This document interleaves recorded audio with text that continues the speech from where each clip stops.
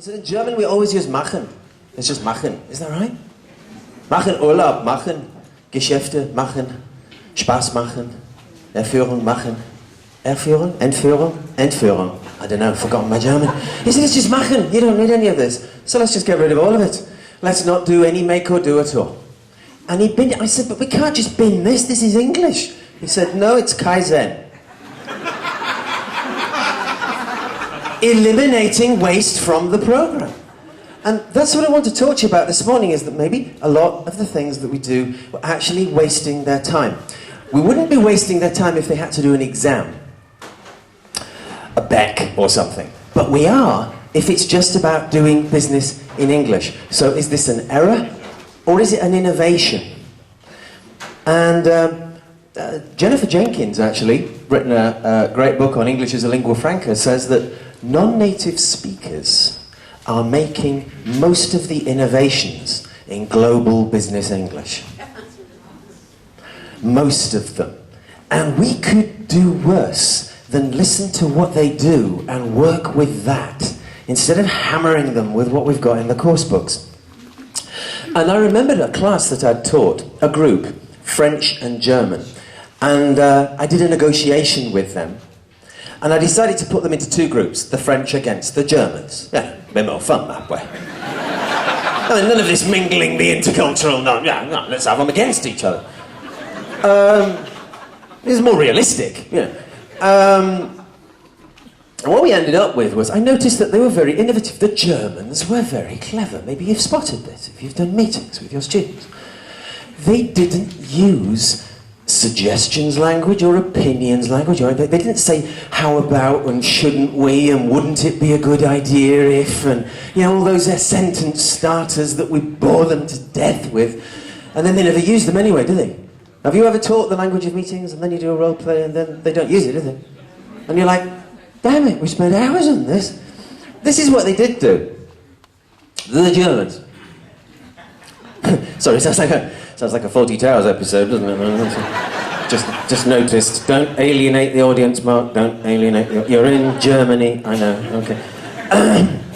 This is what they did. Our idea is... Not we think or how about. Our idea is. My suggestion is. One option is. Isn't this clever? Or is it not? Is it boring or clever? What do you think? I mean, this is your Germans doing this. I think it was great. Another alternative is, and the real problem is, a possible solution is, they just named the function. They used a noun phrase. And that's very clever. Because if you understand the word option, suggestion, question, you know what they're trying to do. You don't have to decipher the function. I thought this was rather clever. The French copied them. So no change there. Yeah, eventually they do pretty much the same thing. And they did, but you can see it's slightly different because they used verb forms. You know, what we have to do, what we could try, what we should do, what we cannot agree, because French is a very verbal language.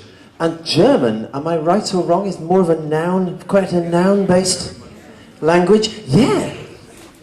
But this is better. The German version works better. No surprise again. And, you know, I'm finding my students love me now. Yeah, the German students in Spain, they love me because this is what we should be doing. Look, later they started copying the Germans more closely.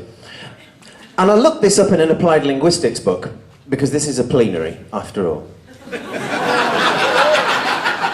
And I don't do many of these, you can probably see why. And I have a master's degree in Shakespearean studies, so it's not really the same thing at all, is it? But I looked it up because I thought, no, Mark, you need a bit of gravitas as well in this talk. Because I only have levitas. No, nobody says gravitas. And it's called an explicit performative. That's what it's called. Did you know that? Well, you do now. You can drop it into conversation.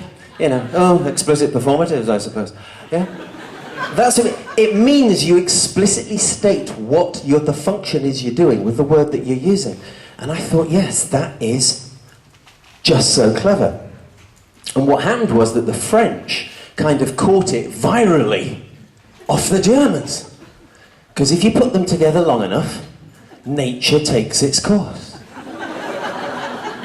And they get it. By osmosis, in a way.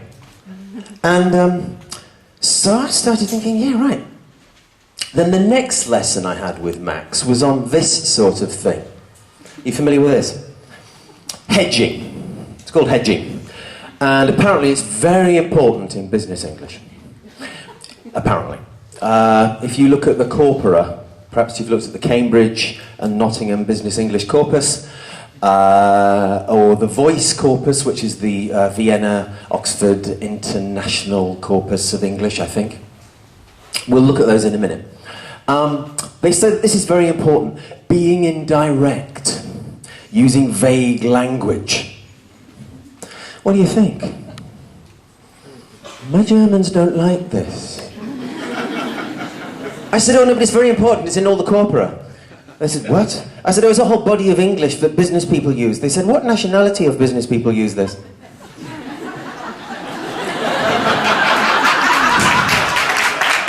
I looked at the Canbeck corpus, 90% native speaker. Right. British or American? Pretty much British. How many men? 76% men.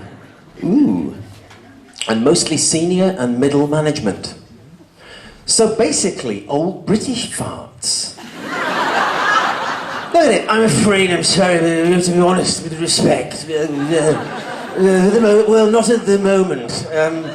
I might be unable to do that at this stage. But who knows, in the future. And so, my guy said, you know, I'm afraid, I don't want to use this. This is Max. I won't use I'm afraid. Ich fürchte mich nicht. I'm not afraid of anything. I'm not afraid of you. I said, it doesn't mean I'm afraid, it means bad news coming. Why should I tell them bad news is coming? If it's coming, it's coming. They will find out soon enough. You don't tell them. I don't want, I'm afraid. Okay. Fine, don't have it, don't have it. What about sorry, but sorry? Sorry? I don't want sorry. You English use sorry all the time for everything. I said, that's why it's so useful. You can use it to interrupt, you can use it to query and disagree. It's really useful. It's useless. According to Sir Elton John, sorry seems to be the hardest word.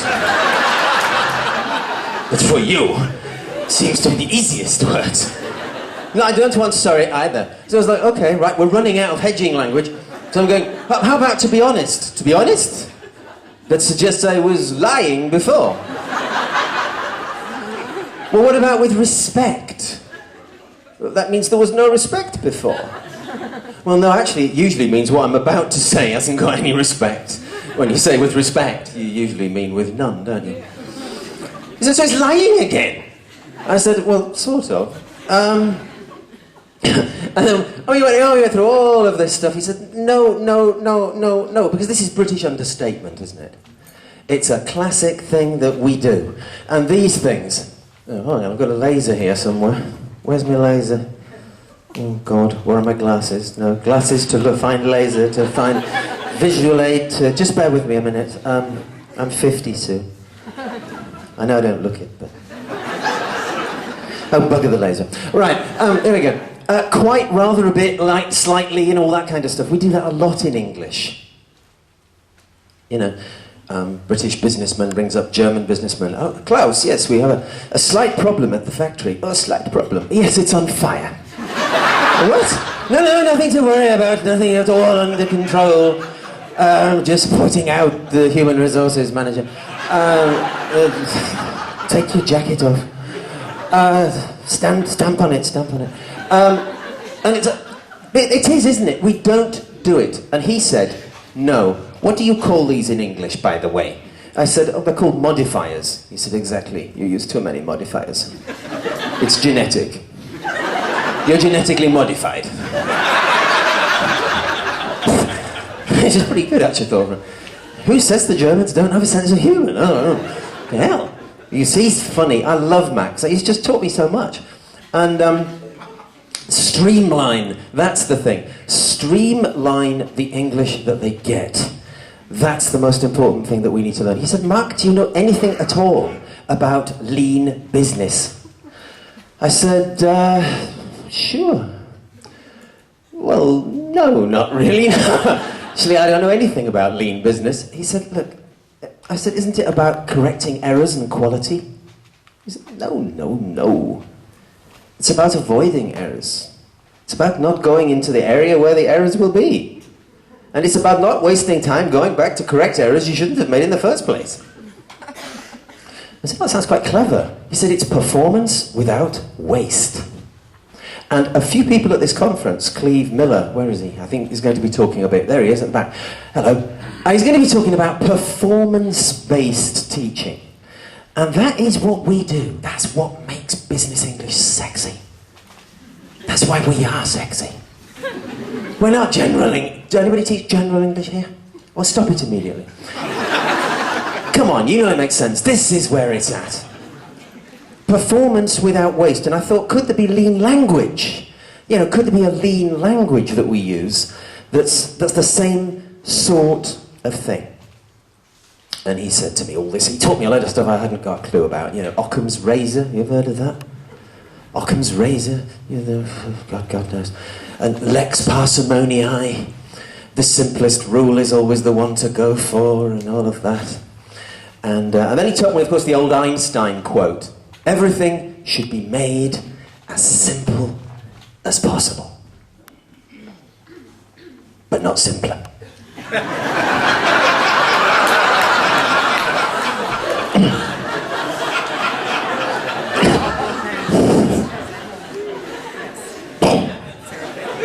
That was for the polar bears.